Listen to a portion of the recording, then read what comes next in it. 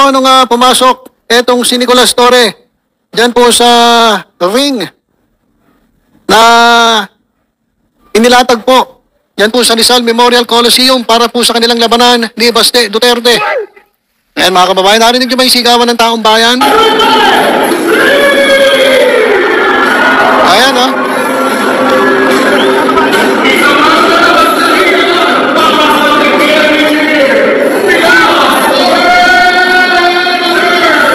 So yung hinamon po ay nandyan po sa Rizal Memorial Stadium. Pero yung humamon nasa ewan ko kung saan na nagtatago. Hindi raw siya available. Tuesday daw. Wala yan Tuesday. Huwag na ituloy yung laban na yan. Wala talaga. Alam na ng taong bayan na eto nga naghamon ay sabi nga nila duwag. At atras ang betlog.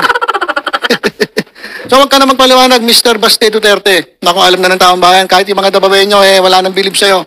Nasira nga daw ang reputasyon ng mga Dabawenyo. Dahil ikaw ang nagamon, tapos ikaw ang umatras, nakakahiya. Sabi nga doon sa 2x2, sayang ang tato. Sayang ang tato. Kasi nga mga kababayan ang yabang-yabang mo, pakita ka ng maraming tato, naghahamon ka, sabi mo, kaya mong gulpihin itong si Nicolas Torre kapag kayo'y nagsuntukan, tapos ngayong itong si General To, lakas grabe. Grabe, lakas sumuntok. Imagine niyo na lang mukha ni Basti. Ikaw naghamon, pagkatapos, nung kumasa yung hinamon mo, umatras ang iyong itlog. Oh, grabe, ang bilis. Ang bilis yung suntok ni Torre, Nako, buti na lang hindi ka umano si Basti Duterte. Kung hindi, gulpi sarado. Ayan mga kababayan, nangyari kanina. Grabe, Ready talaga si Torre. Ayan,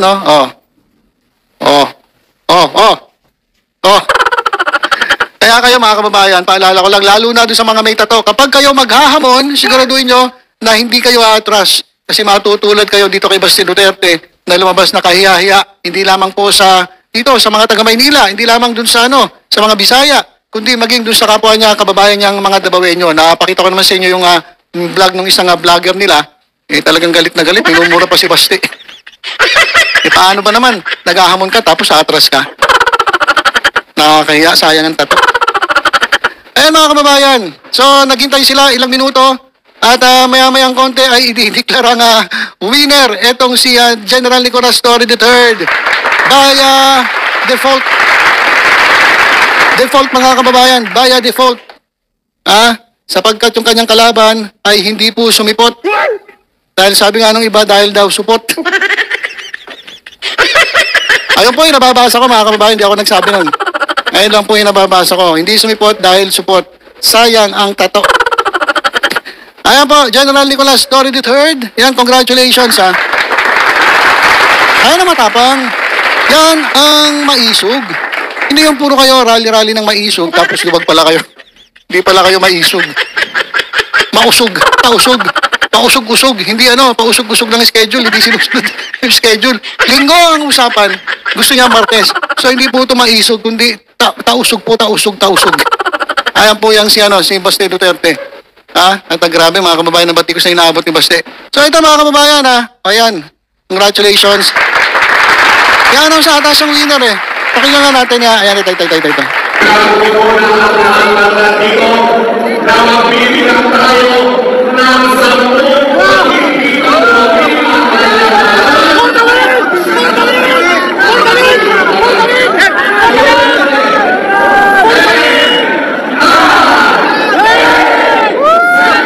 Ayan, binibilangan na. 3, 2, 1. Wala na. Hindi sumipot ang supot. At yan mga kababayan, dineklarang winner Nicolas Torre by default. Grabe mga kababayan Congratulations kay General Torre. At bago ito lumabas si Torre, merong mga laban. At grabe, malaki yung nakalap nilang pondo. Fundraising po kasi ito para po sa nasalanta ng bagyo. Ayan mga kababayan, grabe naman. Congratulations. ready oh. Nakatake pa yung kamay niya si General Torre. Okay. Ayan, congratulations, General Torre. Kalaban mo, hindi sumipot dahil support. Naduwag. Ay, kasi ang hirap no, kapag naghahamon ka, tapos hindi ka pala, hindi mo pala kaya, hindi mo kaya panindigan, wala.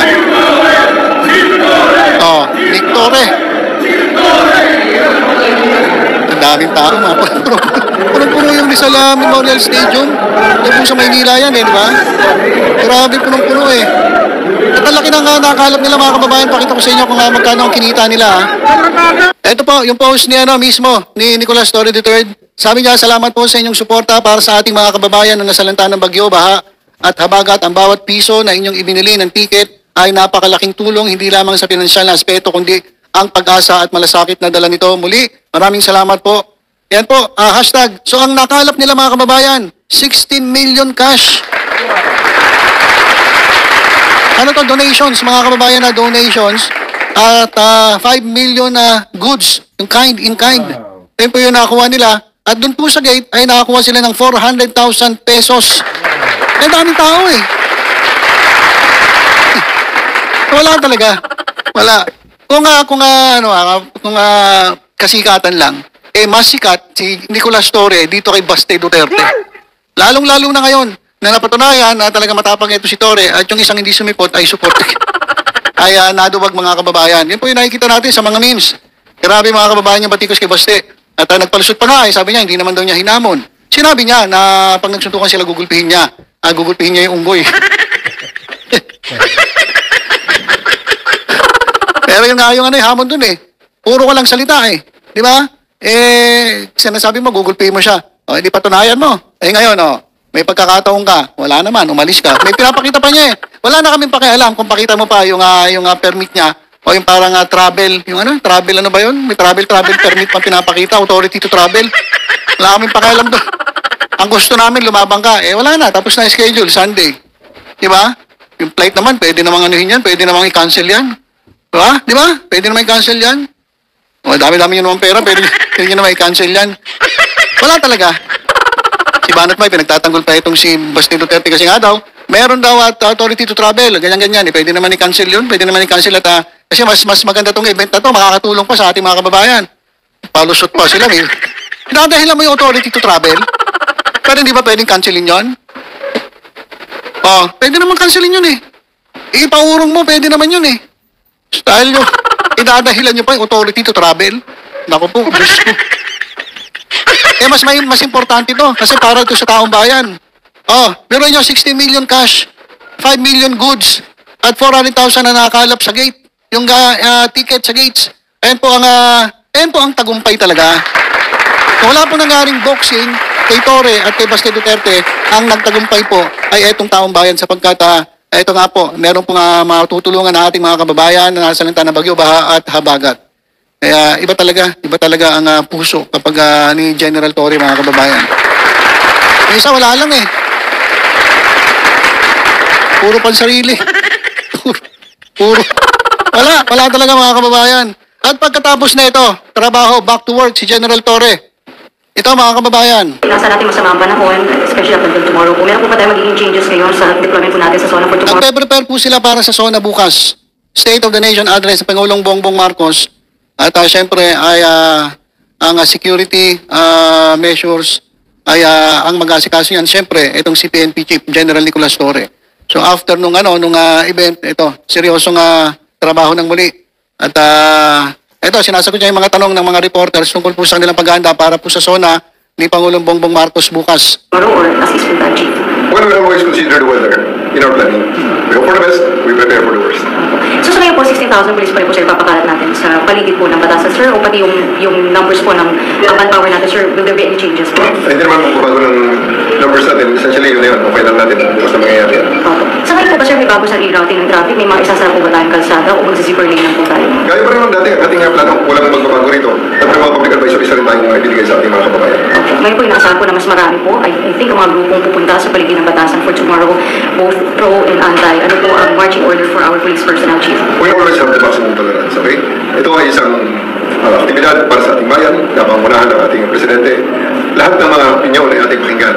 Lahat ng ating mga kababayan ay sisiguraduhin natin na pwede magkayag ng kanilang mga saloobin basta ito ay nasa loob ng within the bounds of the law. Nakapag-usap na po kayo, sir, gusto mong gawin anti-groups po natin. Ano po na magkasunduan na pwede lang arrangement for tomorrow, Chief? Yes, marami na may mga series of meeting na ginawa.